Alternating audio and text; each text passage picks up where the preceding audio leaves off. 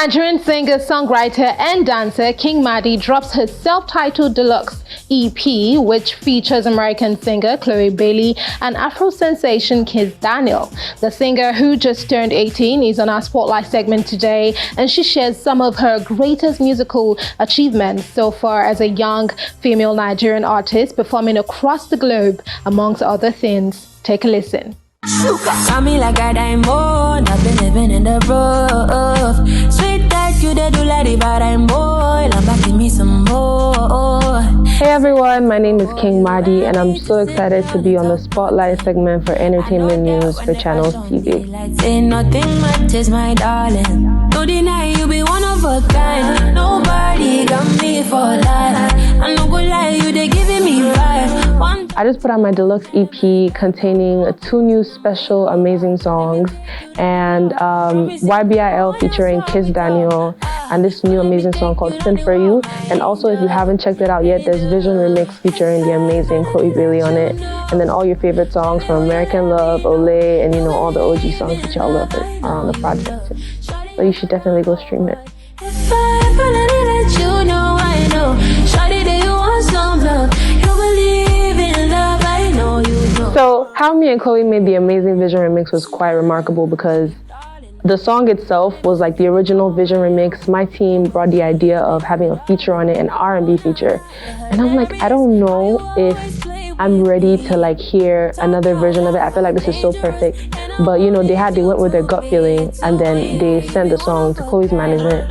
She sent the song back with her verse. I was just blown away because it was perfect. I was like, wow, this is so beautiful. So we met in Los Angeles, California. We shot the music video. Everything was just so beautiful and the chemistry was just there. So yeah, that's how me and Chloe made Vision Remix. And for Vado the Great, Kizz Daniel, he went live on Instagram and he was talking about me. He was like, he knows I'm gonna win a Grammy. He was saying so many nice things about me and I was screaming and I texted him, I'm like, thank you so much, sir. He's like, you're welcome, we need to work. I'm like, oh my God, this is crazy. So, we got to work and YBIL came up and that's just how everything worked out.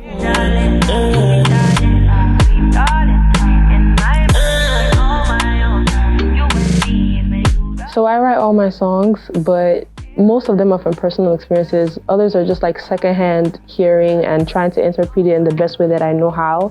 Sometimes I might just be like my friend's therapist and they might say something that I feel like, damn, someone else might be going through the same thing and I don't know how I could turn this into a creative message, and I do, and then they're like, oh, this is so good. I'm like, yeah. So basically sometimes it happened to me, sometimes it might happen to my friend and my family, but that's kind of how I make my music. So travel around the world, I know cost, but if I climb the train, it don't pass you. Travel around the world, now I found you. And if my favorite song from my Deluxe changes every single time I go back to listen.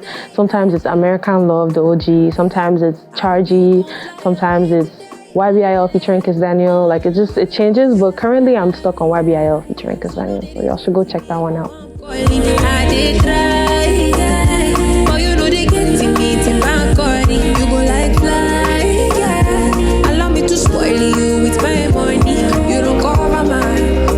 Firstly, my experience as a female artist and how I feel about how the industry treats us as women.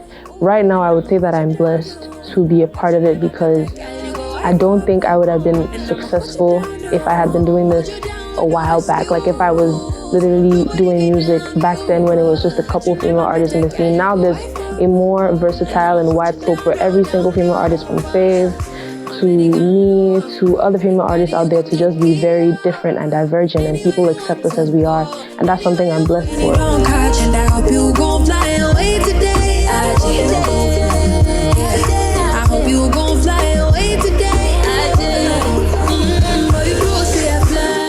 Some of the obstacles I would say I encounter as a female artist that is new in the industry, most especially because I feel like one of them is just people kind of trying to put me in a box. Now, they don't want to come to the piece that not every woman is the same. Not every woman dresses or acts or sings the same way, and we're all different.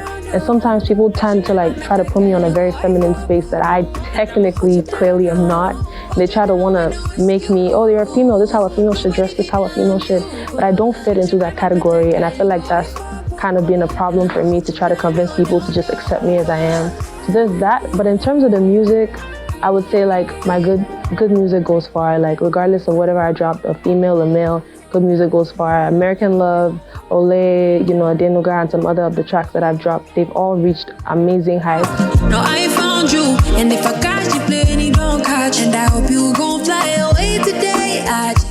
Some of the highlights of my career being appearing on Billboard, 21 Under 21, it was huge for me because I'm like, wow, Billboard knows who I am, that's crazy.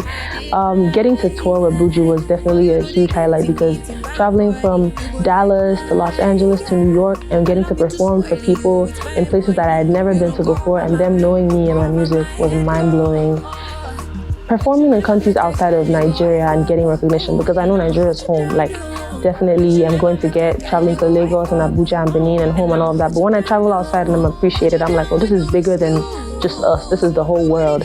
So I feel like those are a couple moments in my career that I'm just in awe. How fans react to me personally and my music, I'm always shocked by it. I'm always like unprepared because I'm like, oh wow, like I'm important. Like it's something that's really huge and I'm blessed to be a part of. Also just being a woman in general is a huge part of my career because I get to be a part of something that's building and is becoming revolutionary. So Anywhere you want to go, anywhere you want to go.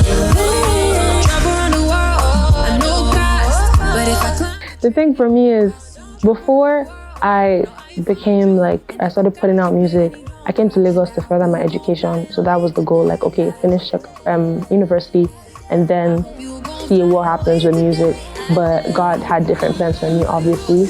And my mom right now, she's at the phase where everything is coming so fast because I'm the last kid. So everything is coming so fast where she's like, we have to like still create time for you to put your education as a priority, even though like this is a lot in front of you.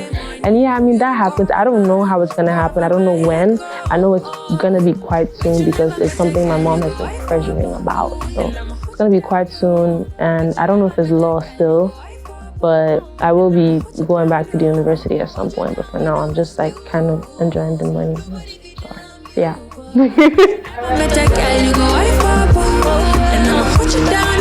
Hey guys, my name is King Madi and I had so much fun chatting on Spotlight segment and for entertainment news for Channels TV. I'm super excited and I just put out a deluxe EP, so I would really love if you go stream it and have an amazing day.